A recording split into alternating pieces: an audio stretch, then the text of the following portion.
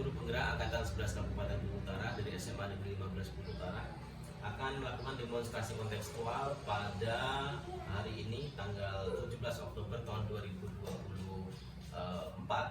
Dan kebetulan hari ini saya senang sekali bisa langsung bertemu dengan Bapak Heri Purwoko ya.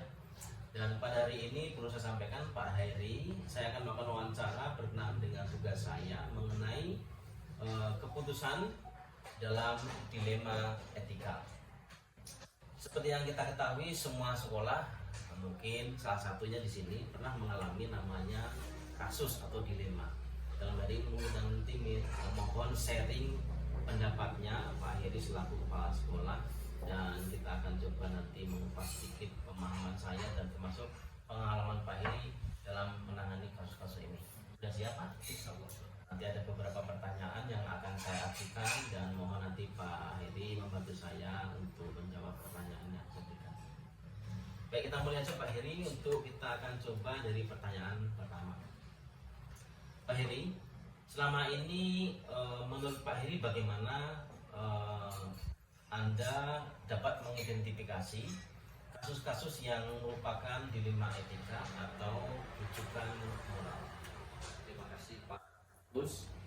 Sebelumnya saya mengucapkan terima kasih kepada Pak Gus karena SMP Negeri 62 Bengkulu Utara sudah dipilih menjadi sampel untuk diwawancarai oleh Pak Gus sebagai peserta ya, calon guru penggerak angkatan ke-11. Di sini saya akan menjawab berkaitan dengan pertanyaan Pak Gus tadi berkaitan dengan kasus yang selama ini terjadi di SMP Negeri. Bapak Agus kami sampaikan bahwasanya tentu namanya sekolah ya tidak terlepas dari yang namanya kasus, dan itu seringkali terjadi bahkan tidak hanya satu dua bahkan juga lebih. Nah, berkaitan dengan dilema etika dan rujukan moral tadi ya. Nah, tentu kami untuk kasus-kasus yang seperti itu kami harus menganalisis terlebih dahulu. Betul. Jika dua atau lebih kasus itu tidak ada yang melanggar hukum, tentu itu akan menjadi dilema etika bagi kami untuk memutuskannya. Tapi jika salah satu dari kasus tersebut ada yang melanggar hukum, nah itulah yang akan menjadi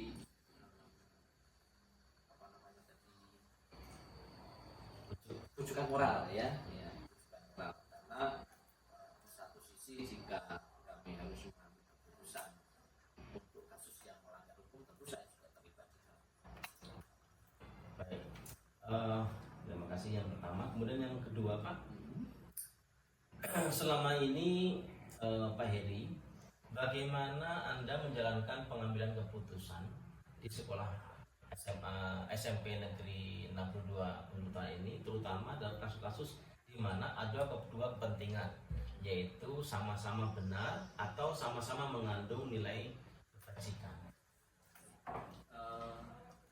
Jika kami menemui kasus-kasus seperti yang Bapak sampaikan tadi, tentu saya tidak bisa mengambil keputusan secara sepihak Pak.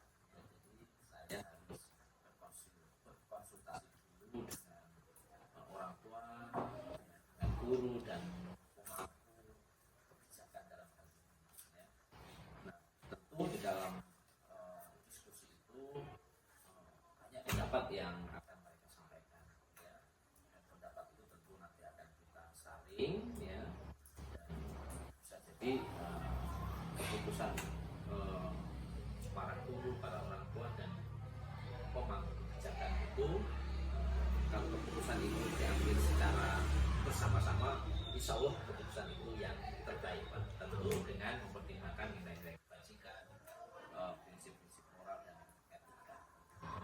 Terima kasih Pak. Selanjutnya yang ketiga, dalam hal ini langkah-langkah atau prosedur seperti apa yang biasa Pak Heri lakukan selama ini? Langkah-langkah yang sering kami lakukan, yang pertama tentunya kami akan mengumpulkan semua informasi yang berkaitan dengan kasus-kasus tersebut. setelah kami kumpulkan tentunya akan kami identifikasi Pak, kasus-kasus itu sesuai dengan nilai-nilai etika, dampaknya terhadap siswa, dampaknya terhadap guru, dampaknya terhadap lingkungan sekitar dan sebagainya. Nah, dari identifikasi nanti kami akan berkumpul dengan teman-teman seperti yang saya sampaikan tadi, ya, dan insya Allah kembali lagi untuk mengambil keputusan itu, dan keputusan yang kita ambil yang biasa. Nah, langkah-langkah tadi tentu saja selama ini Pak Heri anggap efektif ya, dan pengambilan keputusan pada kasus-kasus dilema etika ini kira-kira seperti apa? bisa diulangi Pak? Hal apa saja yang selama ini Pak Heri anggap efektif dalam pengambilan keputusan pada kasus-kasus dilema etika? Tentu kami akan melakukan pengambilan keputusan itu dengan komunikasi secara baik, ya. Karena tanpa ada komunikasi yang baik, ya, akan buntu nanti Pak, ya. Jadi komunikasi itu akan kami jalin dengan berbagai pihak, ya, dan pendapat dari berbagai sudut pandang itu nanti kita saring, kita sama-sama sehingga bisa menghasilkan yang terbaik dan tepat. Baik. Kita sudah 4 pertanyaan, kita sambung lagi ke pertanyaan kelima ya Pak Heri. Hal apa saja yang selama ini merupakan tantangan dalam pengambilan keputusan pada kasus-kasus dilema etika? Tantangannya banyak sekali Pak sebenarnya, ya. Yang pertama itu tentu apabila ada komplain, ya, komplain dari orang tua, mungkin siswa. Yang kedua tentu adanya tekanan dari berbagai pihak Pak. Oh, Ya. ada tekanan Pak ya? Ya, dari instansi atau mungkin institusi yang lain, ya. Dan yang ketiga tentu tadi berkaitan dengan peraturan atau undang-undang. Betul. Baik, kita sudah mendengar langsung dari Pak Heri tentang tantangan yang dihadapi ya. Sekarang masuk pertanyaan ke-6 Pak ya. Oke, siap. Ini hanya tinggal beberapa pertanyaan, waktunya masih ada waktu. Pak Heri, apakah Anda memiliki sebuah tata kelola atau jadwal yang dalam ini sebuah penyelesaian kasus dilema etika? Apakah Pak Heri langsung menyelesaikan di tempat atau memiliki sebuah jadwal tertentu untuk menyelesaikannya, atau dalam bentuk prosedur-prosedur apa seperti apa yang Pak Heri jalankan? Kalau jadwal kami tidak punya jadwal Pak, ya. Jadi nggak ada jadwal khusus. Ya, ini sifatnya tentatif. Oh ya. Ya, jadi berkaitan dengan kasus-kasus itu tentu ada kasus yang besar atau rumit, ya. Betul. Dan mungkin tentu ada yang kasus-kasus yang memang harus diselesaikan secara secepatnya. Nah, berkaitan dengan kasus-kasus yang rumit dan besar tentu seperti yang saya sampaikan tadi, tentu kita akan berkomunikasi dan berkolaborasi atau mungkin dengan diskusi dengan berbagai pihak tadi.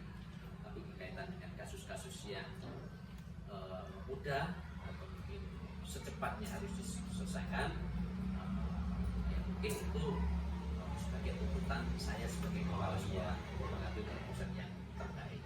Baik, seperti itu Pak ya. Jadi ada yang sifatnya langsung dan perlu dimusyawarahkan ya. Oke, yang ketujuh Pak, ini pertanyaan ketujuh. Adakah seseorang atau faktor-faktor apa yang selama ini mempermudah atau membantu Pak Heri dalam mengambil keputusan dalam kasus-kasus dilema etika? Terutama yang membantu saya untuk menyelesaikan kasus ini adalah guru Pak. Ya, kami kan punya wakil kepala sekolah, dan punya OSIS, ya kan, ada kurikulum, jadi ada dewan guru atau bahkan wali kelas. Jadi Komite juga terlibat Pak, pernah terlibat? oh iya pasti, ya, orang tua, ya, juga ya. jadi tetap kami libatkan untuk menyelesaikan masalah ini. Jadi tidak sepihak Pak. Oh, jadi memang sudah membiasakan untuk semua terlibat Pak ya.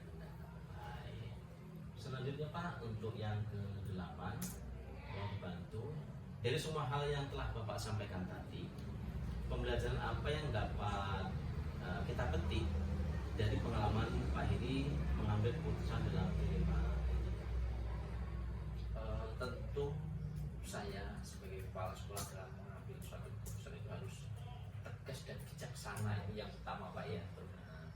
Tapi tegas dan bijaksana itu ya tidak bersinggungan dengan hal-hal lain, jadi tidak merugikan hal-hal lain dan tetap berpedoman pada nilai-nilai kebajikan dan prinsip-prinsip moral. Luar biasa, Pak Heri sudah secara langsung sudah menerapkan dilema etika dan kasus ini dan keterlibatan semua unsur Pak ya. Baik, dari 8 pertanyaan yang saya ajukan tadi, Pak Heri sudah memberikan gambaran kepada kita semuanya wawasan tentang dilema etika yang ada di SMP Negeri 62 Bengkulu Utara. Mudah-mudahan dari cerita maupun wawancara hari ini bermanfaat untuk kita semuanya. Dan saya selaku CGP Angkatan 11 Kabupaten Bengkulu Utara, Bapak Agus Wapito, mendapat pengalaman baru dari wawancara kita hari ini.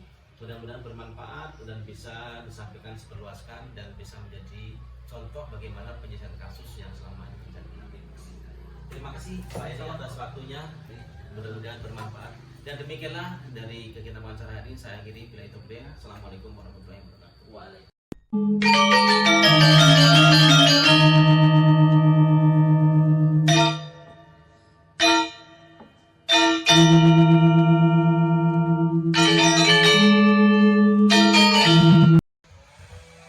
Assalamualaikum warahmatullahi wabarakatuh. Waalaikumsalam warahmatullahi wabarakatuh. Selamat pagi Pak Ano. Selamat pagi Pak Gus. Baik. Pada kesempatan pagi ini izin saya dari calon gubernur Angkatan 11 Kabupaten Bengkulu Utara akan belajar mewawancarai Pak Harno selaku Kepala Sekolah SD Negeri 201 Kabupaten Bengkulu Utara. Bersama dengan saya langsung adalah Bapak Kepala Sekolah SD 201. Benar kan Pak Harno? Iya betul. Baik. Terima kasih Pak Harno. Pada kesempatan pagi hari ini saya akan belajar mewawancarai Pak Harno selaku Kepala Sekolah berkaitan dengan materi demonstrasi kontekstual modul 3.1, yaitu berkenaan dengan keputusan kepala sekolah dalam menghadapi dilema etika. Nah, pada kesempatan hari ini kebetulan Pak Harno saya wawancarai. Siap. Nah, baik. Pak Harno, SD Negeri 201 itu terletak di mana Pak Harno? Di Desa Bukit Makmur, Kecamatan Gunung Raya, Kabupaten Bengkulu. Baik. Nah, kita akan mulai dengan beberapa pertanyaan percakapan ini. Mudah-mudahan nanti apa yang kita lakukan hari ini berjalan dengan lancar dengan situasi yang sangat cerah. Seperti Pak Harno juga sehat ini ya. Alhamdulillah sehat. Baik. Pak Harno, saya hari ini berkenaan dengan dilema etika adalah keputusan-keputusan yang diambil Pak Harno berkenaan dengan situasi kasus-kasus yang ada di SD ini. Mungkin pengalaman Pak Harno selaku kepala sekolah pernah menemui. Nah, dalam hal ini ada beberapa pertanyaan yang saya coba sampaikan. Mudah-mudahan nanti kegiatan ini bisa berjalan dengan lancar. Baik Pak Harno, kita mulai ya. Yang pertama Pak Harno, selama Pak Harno bertugas di sini, bagaimana Anda dapat mengidentifikasi kasus-kasus yang merupakan dilema etika atau mungkin kerujukan moral? Jadi biasanya semua kejadian yang terjadi di sekolah ini sudah terpantau oleh guru piket tentunya, karena setiap hari mereka punya tanggung jawab untuk mengetahui apapun yang terjadi di sekolah ini. Kemudian para guru piket itu memang sudah kita bekali dengan untuk menyisir semua kejadian, diawali dengan bagaimana bisa terjadi, kemudian mengapa bisa terjadi, kemudian siapa saja yang terlibat dalam masalah itu. Kemudian tentu mereka sudah punya opsi-opsi untuk mencari jalan keluar. Kemudian kami selaku pimpinan tentu mendampingi guru piket untuk menyelesaikan permasalahan-permasalahan. Baik. Nah, kemudian Pak Harno, selama ini bagaimana Pak Harno menjalankan pengambilan keputusan di sekolah ini, terutama pada kasus di mana ada hubungan kepentingan yang sama-sama benar atau sama-sama menunjukkan nilai kebajikan. Untuk yang pertama kita lakukan adalah selalu berpandangan positif, karena kita harus menghargai semua orang, di mana semua orang juga punya pendapatnya masing-masing. Dari kedua pendapat yang berbeda itu tentu kita menilainya hubungkan dengan etika yang berlaku secara umum. Kemudian di sekolah juga sudah ada kode etik, mulai dari kode etik guru, kode etik siswa, kemudian kode etik warga sekolah. Sehingga semua permasalahan itu kita kembalikan kepada aturan yang ada.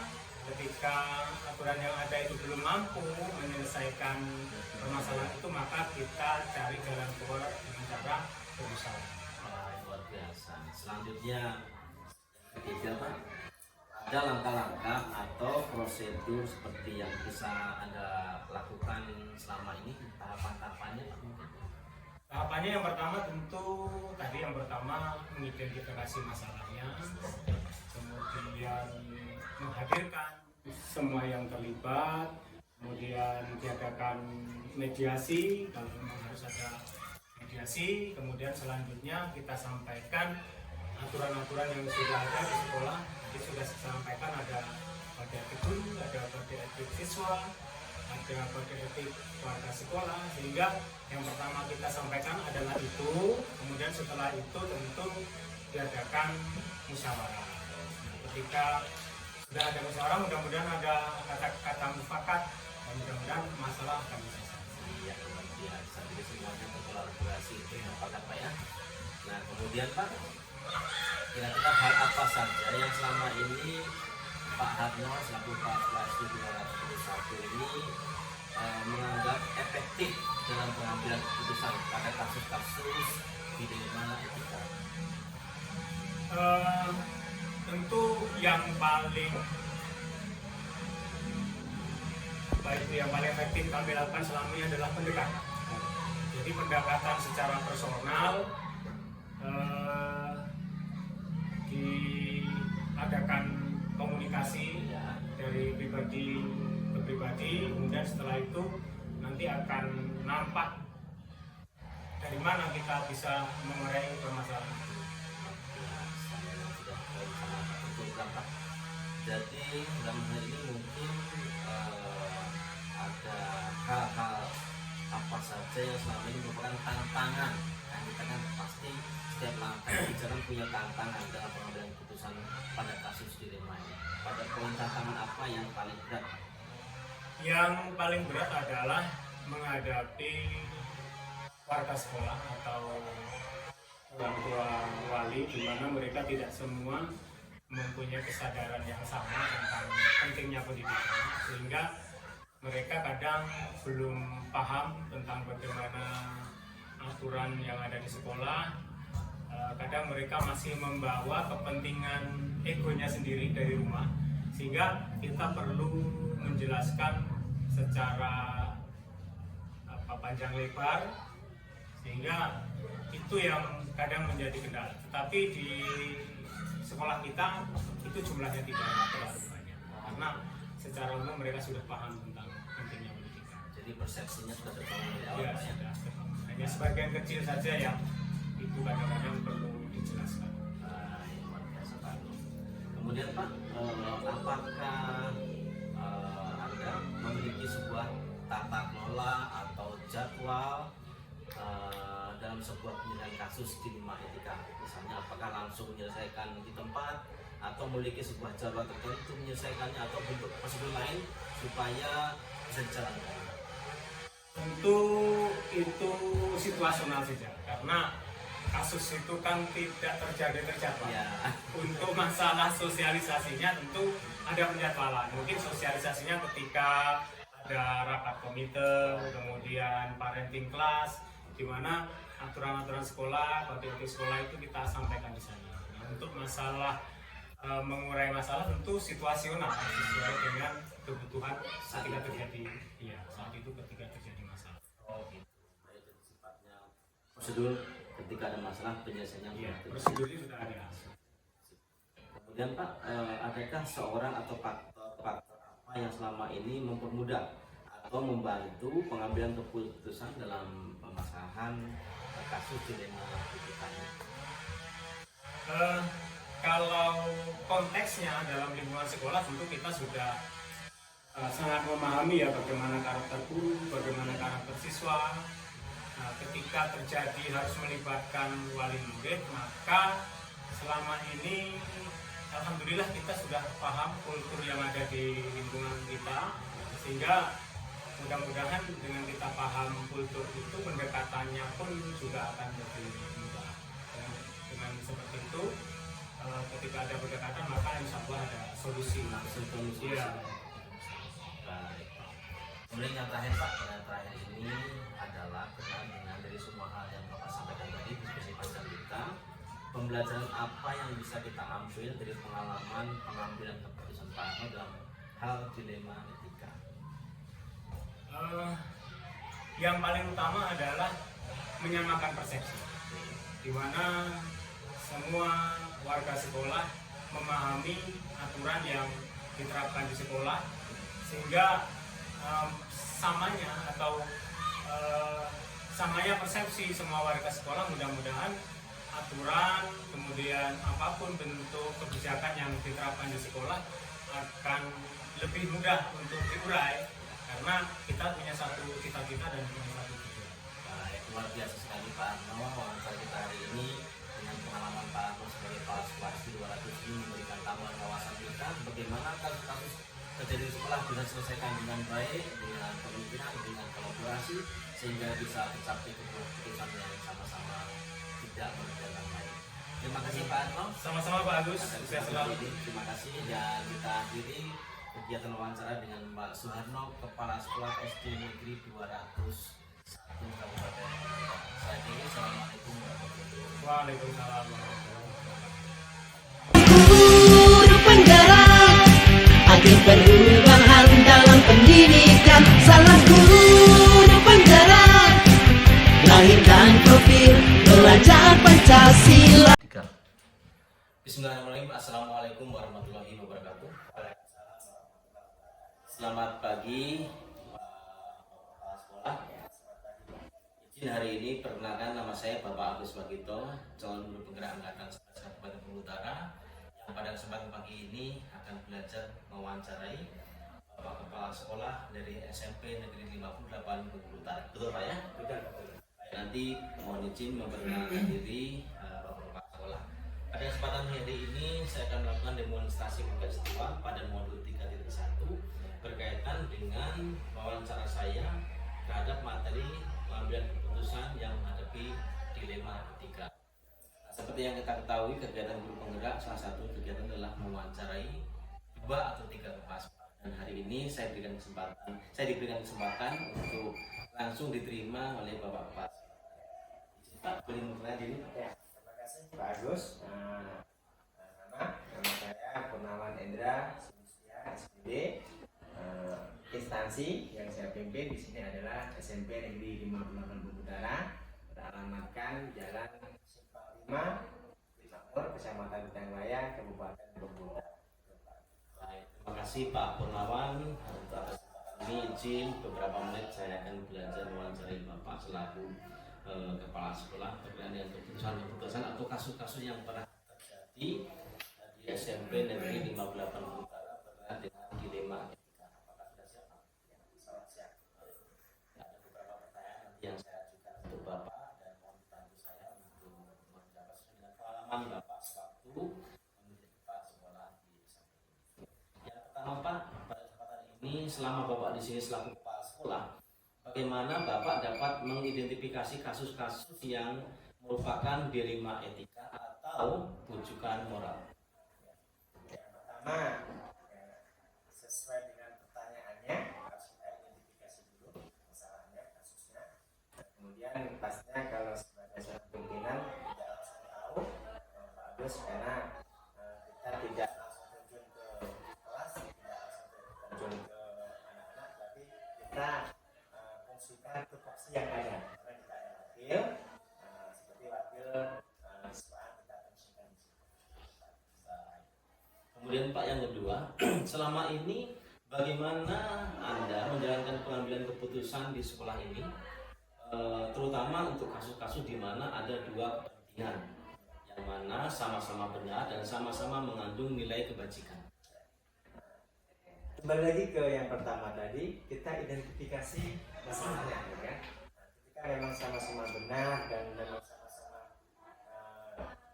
dirasakan itu mendapatkan keuntungan bagi kita, kemudian tidak ada sisi negatif bagi kita, kita benar-benar harus tahu apa masalahnya.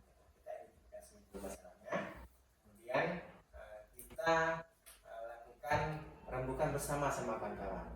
Mana yang lebih atau yang cenderung kita pilih untuk mengatasinya, mana yang memang harus kita tunda terlebih dahulu. Jelas kebijakan itu harus benar-benar tepat, karena jangan sampai nanti ada yang dirugikan. Baik, luar biasa. Kemudian Pak, tadi lagi dalam kegiatan itu pasti ada langkah-langkah atau prosedur seperti apa yang bisa Bapak lakukan selama ini. Baik, langkah-langkahnya yang pertama pasti kita tahu dulu masalahnya, kemudian mungkin tingkat masalahnya seperti apa, yang berbuat siapa atau latar belakangnya bisa sebelumnya. Kemudian barulah kita melaksanakan apa yang harus kita laksanakan, tindakannya apa yang harus kita laksanakan. Artinya langkah-langkahnya tidak apa namanya itu, tidak semata-mata cepat diselesaikan, tidak, tapi kita harus benar-benar harus mengetahui dulu masalahnya, kemudian sasaran yang kita langkahkan itu tepat sesuai dengan apa yang harus kita lakukan. Baik Pak. Dan yang penting ada kolaborasi Pak ya. Ya, kolaborasi dari antara tupoksinya. Nah kemudian Pak, dalam hal apa saja yang selama ini Bapak anggap efektif dalam pengambilan, dan terutama pada kasus yang saya sebutkan tadi, yaitu dilema etika. Ya, kita harus melibatkan semuanya. Yang pertama tadi saya sebutkan, di sekolah 58 ini, SMP 58 ini ada mahasiswaan juga, kemudian dibantu wali kelas sebelumnya itu, kemudian nanti pada akhirnya kalau memang harus diselesaikan lebih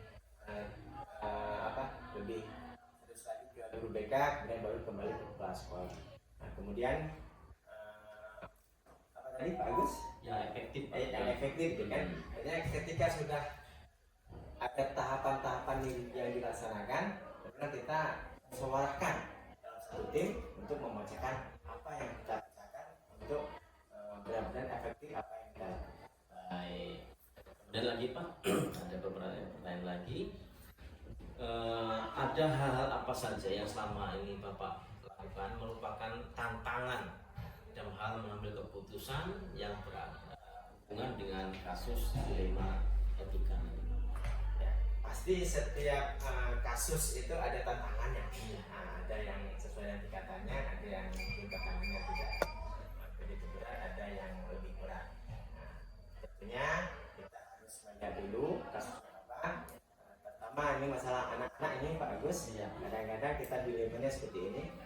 Ketika dia melaksanakan atau melakukan kasus yang dianggap berat oleh sekolah, gitu kan, anggaplah dia sudah memakai narkoba atau lain kan, artinya ini berat ini. Kita tantangannya seperti itu. Dia misalnya udah kelas 3 nih, udah kelas 9.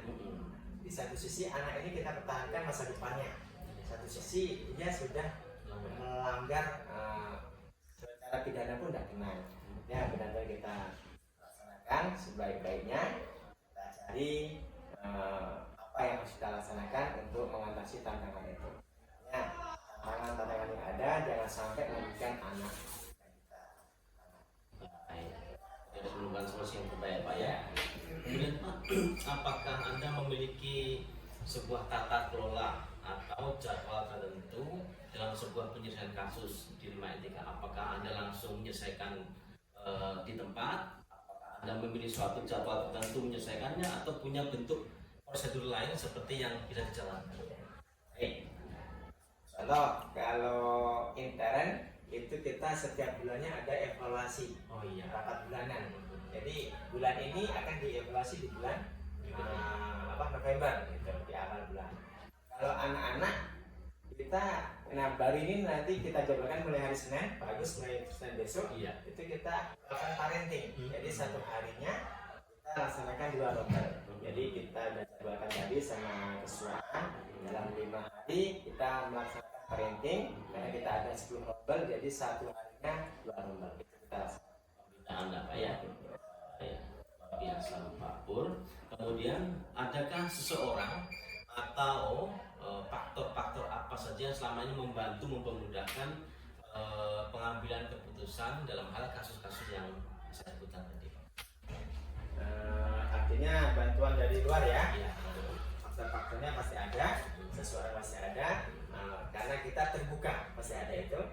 Seperti misalnya perwakilan dari murid itu ada dari komite, gitu kan? Nah, kita meminta masukan dari komite.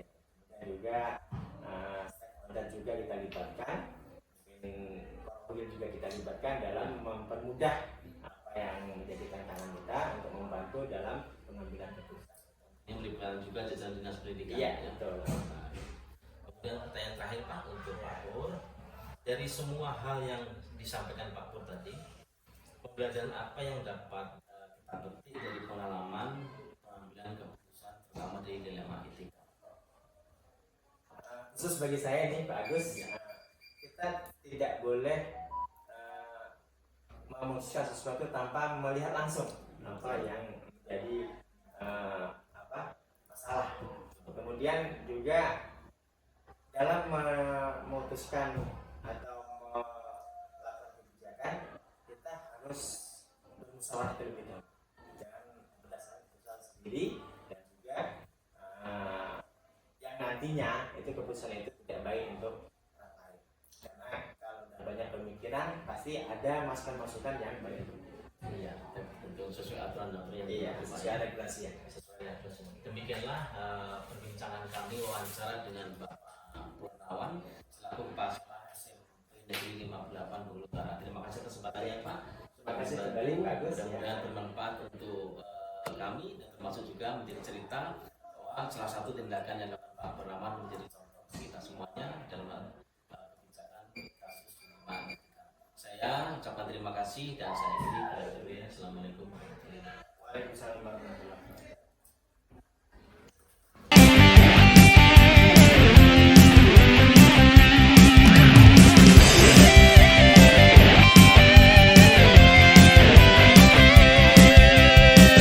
Salam guru penggerak, salam untuk semua. Majukan pendidikan kita, maju bersama.